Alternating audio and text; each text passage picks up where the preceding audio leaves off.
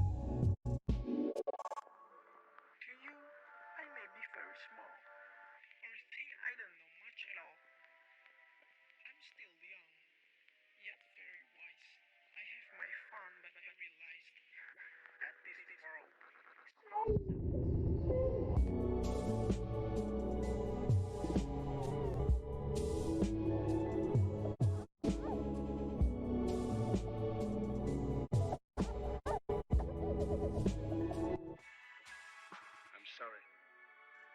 It's not a dream.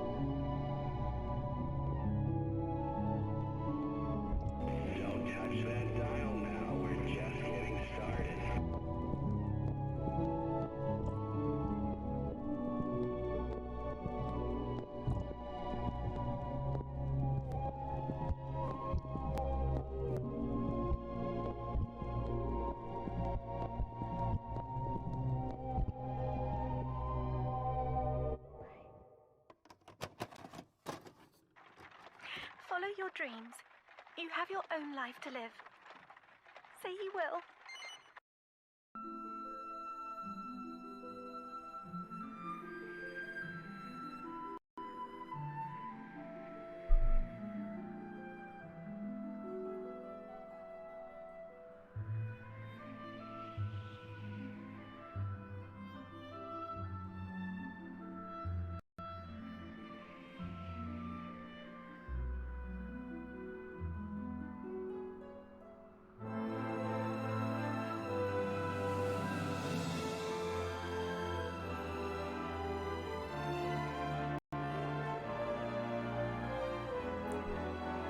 Hey, what's up everybody? It's I want to get back to some more Dragon Quest VIII Journey of the Cursed King.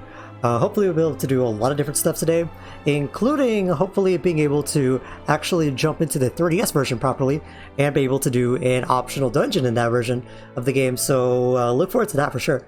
But we're still going to be doing quite a lot of interesting stuff at the very beginning of our little streaming journey for today, so hopefully that'll be a little bit of fun and a half.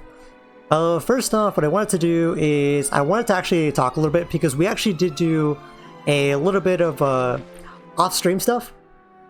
I don't like to do off-stream stuff because I want everything to be kind of on the stream to be more organic that way. But I went ahead and I did a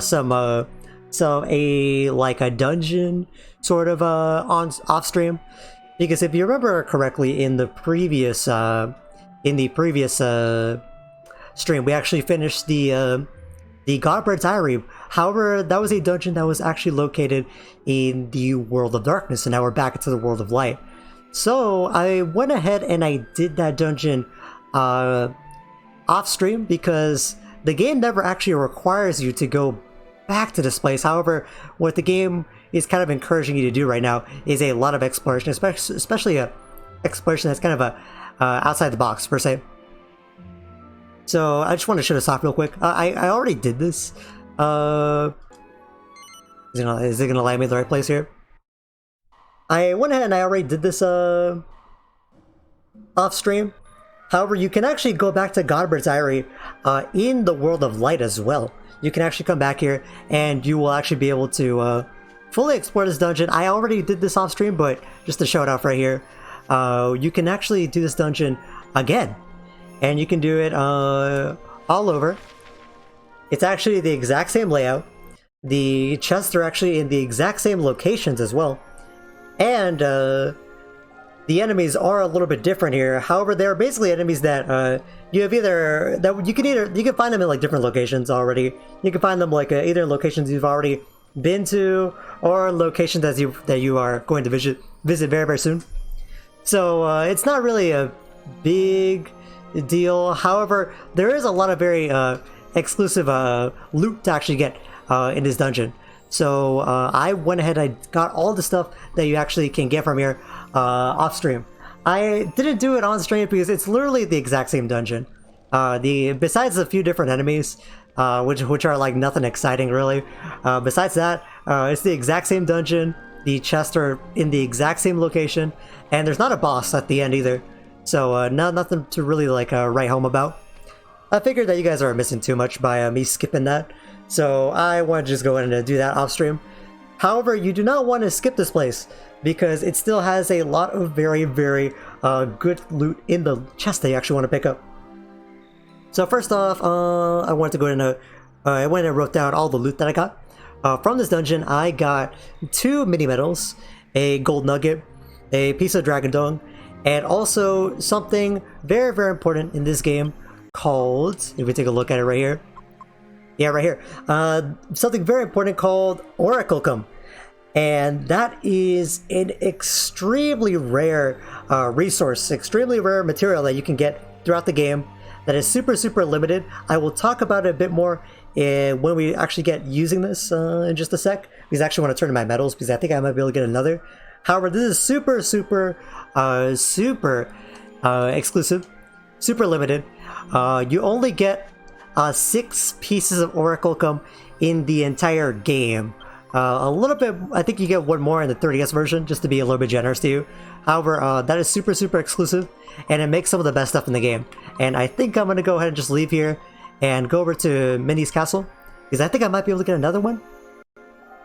I might have met the threshold for getting it, because I know that one of the rewards is a piece of Orichalcum here. I also want to remind that we actually did get a very nice shield very nearby Godbird's Eyrie as well. We got the Ruinous Shield, I believe it's called, back from the... it's kind of like near a cliff. I think we'll be able to find it right here. Should be somewhere around here. Let's see. It's kind of near like a... Oh, is it not here? Oh, it's right here. Yeah, it just looks a little bit weird. Yeah, this was also found like a... kind of on a cliff in the same island as Godbird's Eyrie. This is a very important shield as well, because it is basically one of a kind. You can grind for more of these from an endgame enemy, but it's a really rare drop. So essentially just consider lucky that you can even get the one. So we got that as well. Also, you'll notice I have a lot more money. It's because we're going to need a lot of money pretty soon, or at least it would help a lot to have a lot of money.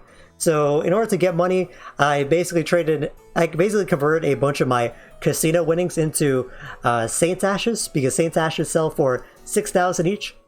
And I don't even know if they go down in price. I assume they eventually go down in price, but either way, you still make a lot of profit from selling them. So now we have a lot of money that way. We probably will stop grinding money through making stuff from alchemy, honestly, because we're probably going to need the alchemy pot for actually making good equipment in our near future. So we're just going to go ahead and make up most of our money just from casino winnings selling at this point. And yeah, there's another piece of Orichalcum, yeah, for sure. And next reward is 90, right? Metal King Helm, that's a very good piece of armor as well, so definitely want to be on the lookout for that. However, let's go ahead and talk a little bit about Orichalcum as well while we got it, because now we have 2 pieces of Orichalcum, and luckily I got this handy dandy guy that I kind of want to slash infographic that I want to pull up really quickly. Orichalcum is amazing. Orichalcum is part of like the really nice self-expression that you can do in this game from just your alchemy decision making as well, for sure. because it is super limited. You only get 5 actually in the main game. One of them is actually in the post game.